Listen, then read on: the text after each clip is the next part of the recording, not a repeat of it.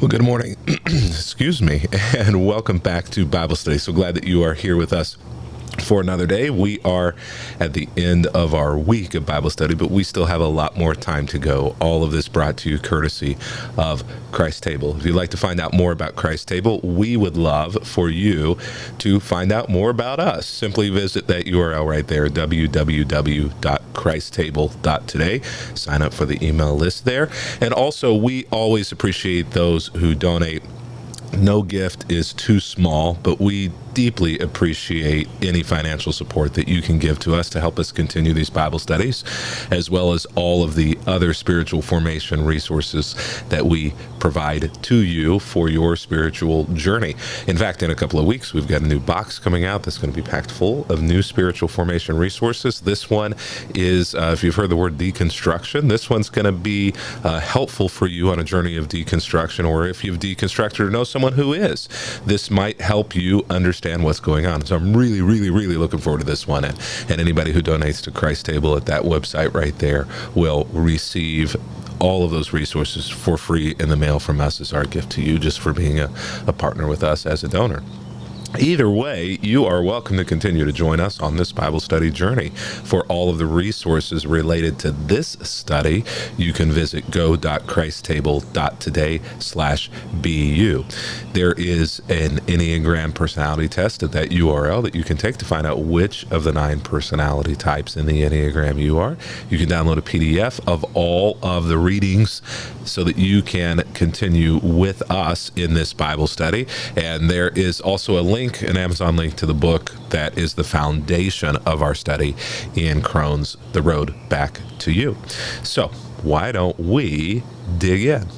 When we come to the type 4 personality, it can be the best of times and the worst of times. Type 4s feel and lead deeply within their authentic self, their emotions. They are deeply in touch with the depths of their feelings, which means that many of the creatives, many of the people who are painters and artists and musicians in the world tend to be type 4s because that emotion drives the creativity. It can also, though, drive difficulty in relationships with other people because, as we've said, the foundation of a type 4 is a struggle with envy, with feeling as though they don't have something inside of themselves, and then working to fill that internal void with that perceived, I guess I should say, internal void with other things. Now, that's not limited to a type 4 personality. I think all personalities can have moments and seasons where we feel as if something is missing within ourselves and try to fill that with other things. Sometimes it's substances, sometimes it's relationships, sometimes it's children, sometimes it's financial gain, sometimes it's an award, a career or profession where you're able to climb the ladder. But 4s are particularly susceptible to that kind of filling of a hole that isn't maybe healthy in the way that it's accomplished. Now, I've already revealed a little bit about type 4s, but if you're just kind of joining us this week, why don't I just do a quick review? 4s' basic desire is to be understood and to be known for being their authentic self. That is the drive within them, is to be themselves and to be able to live as themselves, whoever and however that is. But there's a fear that if they are themselves, that they won't be significant to other people, that they won't be enough, that they won't measure up. And there's also this fear, this worry, this concern about being inauthentic.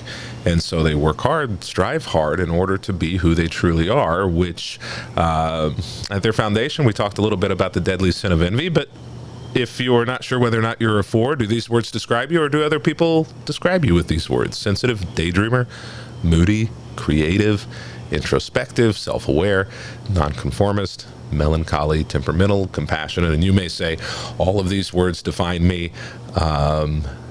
Often or regularly, am I a 4? Well, you may be, but do those words describe you all the time, every time? Are they the center part of your being? And then if so, then you probably most definitely are a 4. Now, I want to begin with a question before we jump in today's reading, Genesis chapter 37, verses 1 through 11. And it is this: do you feel that something important is missing from your essential makeup? Now, I can say that there have been moments and seasons in my life where I could most definitely answer yes to this, that I felt as though something was missing inside of me and how I was made. I didn't have an emotion that I thought was needed. I didn't have a talent or a skill that I felt was maybe necessary or more common, I think, for many of us. I didn't know what was missing, but there was just this nagging deep within me that I was not enough, that how I was constructed, how I was made, how I was designed, just that there was something that I couldn't quite put my finger on, but there was this hole, there was this void within me that needed to be filled with something, but I just couldn't figure out what it was that was missing. So I couldn't figure out what it was that I needed to replace it with or fill it with. And so, you try various things, or you just kind of wrestle in this internal struggle or this internal battle in order to figure out who you are and how you're designed and where everything went wrong. I think for many of us, that is a common question at seasons in our life. For 4s, it's oftentimes the question.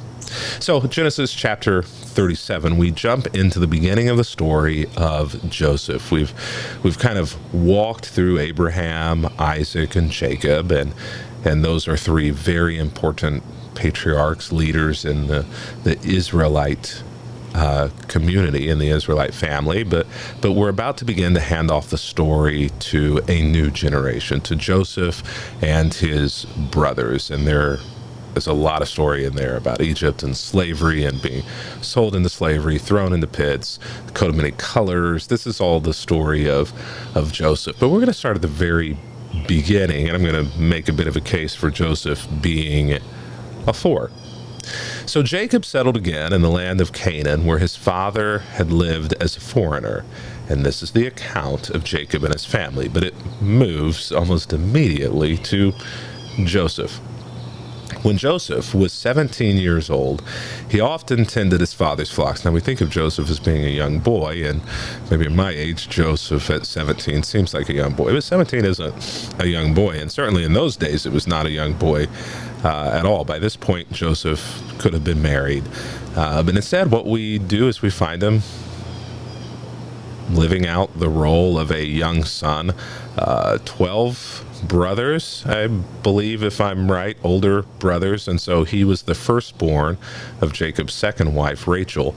And Jacob loved Rachel, which meant that Jacob loved Joseph, which meant that there began to be a jealousy situation between the 12 older brothers and Joseph. He worked for his half-brothers, the sons of his father's wives, Bilhah and Zilpah. But Joseph reported to his father some of the bad things his brothers were doing. Classic youngest child tattling on the older siblings, no matter what they do, trying to keep them in trouble and keep them in check. It's the power that the younger wields over the older siblings. And here we have it. Jacob loved Joseph more than any of his other children because Joseph had been born to him in his old age.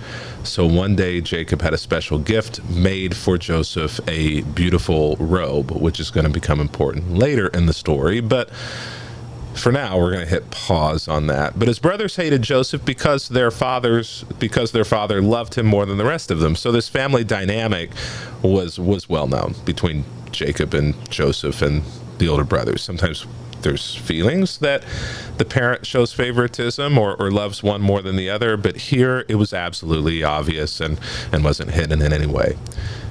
So they couldn't say a kind word to Joseph. For somebody who's a feeler, let me go back to that. For somebody who's a feeler, who's a type 4, who's an emotional person, being in a dynamic where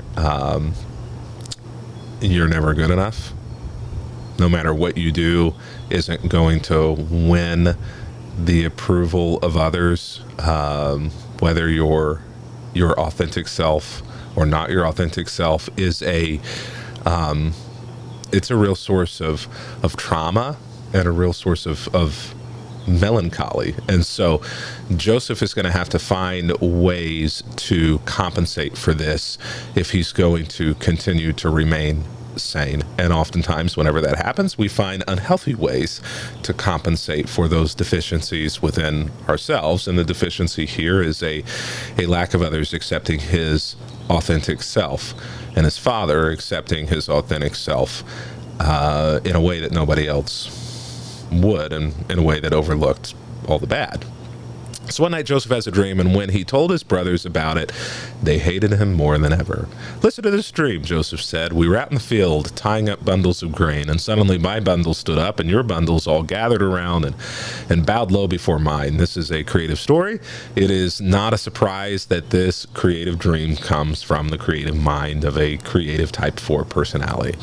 His brothers responded because they sense that dreams have meanings, and in those days that was the idea, that a dream was a message from God, that a dream was prophecy. There's lots of Old Testament indication that dreams weren't just something that your brain was doing to work out subconsciously what happened during your day, but it's so much more than that, that it had power over the real world, the world that they lived in.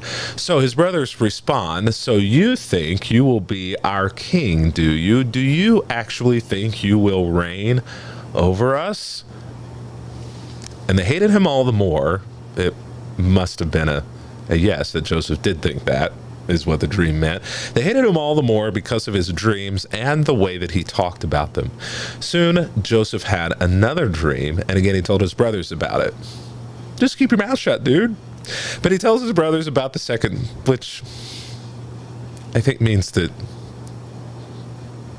he either liked poking the caged bear of the other brothers, or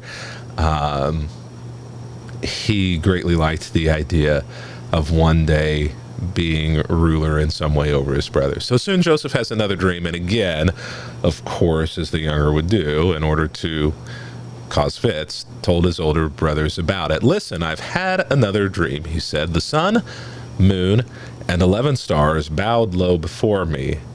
This time he told the dream to his father as well as to his brothers, but his father scolds him.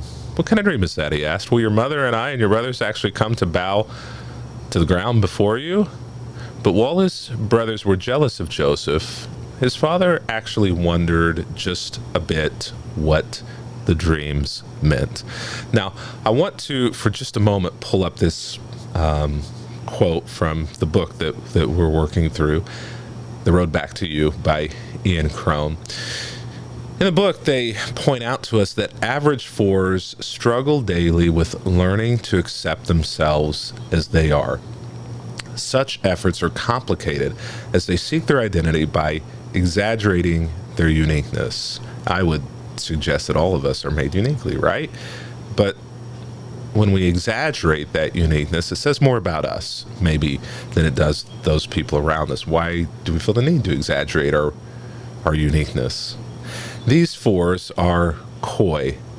They want you to want them, but they play hard to get. Their melancholy often goes unchecked, causing painful distance between themselves and others. Well, we certainly see painful distance between Joseph and his brothers, but I think that line is very interesting. They want you to want them, but they play hard to get. I think that isn't limited to just a type 4 personality, right? That all of us have moments and seasons where we want other people to want us. But if we're uniquely in that situation, we'll play hard to get. Joseph is young, but at 17, he's not too young. He's not stupid.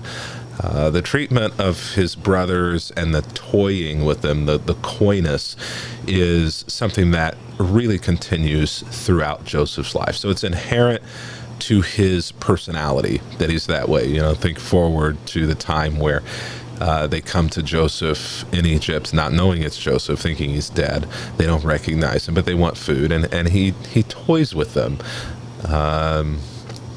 And so what we see here, I think, in Joseph is an average 4 who is really trying to carve out some sort of piece of pie in the family where he's unique, where he has value, where he himself is accepted for who he is. And he clearly, from the rest of the family, doesn't feel as though that's the case. So he's going to try to find a way to carve out that uniqueness within himself. He feels as though there is something in him that's missing. Like I said earlier, there's this drive oftentimes within us, and there's this drive within the 4 personality of Joseph here, that something essential is missing within him, and he's trying to fill it with affirmation and approval from his brothers, and they're recognizing that he is unique, that he is better, that he is amazing, and Joseph is, but he doesn't need his brothers to affirm that, right? I mean, it's great if they do, but it doesn't change that he's amazing, that he's unique, whether or not his brothers affirm it. And so oftentimes we do that too. So oftentimes we try to rely on other people to fill voids within ourselves that there's just not a void there. It's a feeling, but just because it's a feeling doesn't mean that it's true. Just because we feel broken doesn't mean that we're broken. Just because we feel inept doesn't mean that we're inept. Just because we feel as though something deeply is missing within us that we should have in order to function in the world doesn't mean it's true. It's a lie. God made you unique. God made you perfect the way that you are.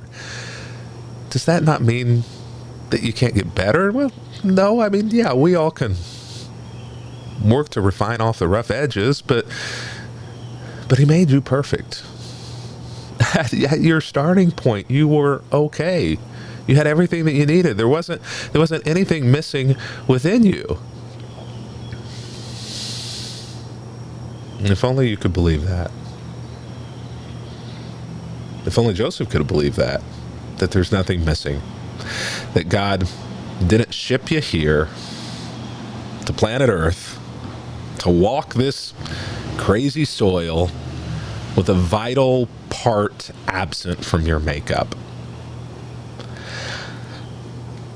If there were anything that I could just flip a switch in every 4 on the planet to own and understand, it would be this. And it's not just 4s, y'all. I'm not a 4, but I think that this is something that is important for me to understand and own, and you and all of us as well, no matter what our personality is. There's nothing missing in you.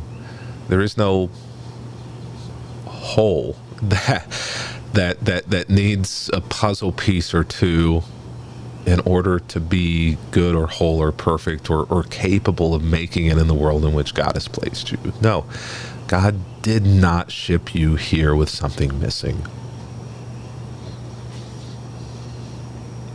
Until next week, happy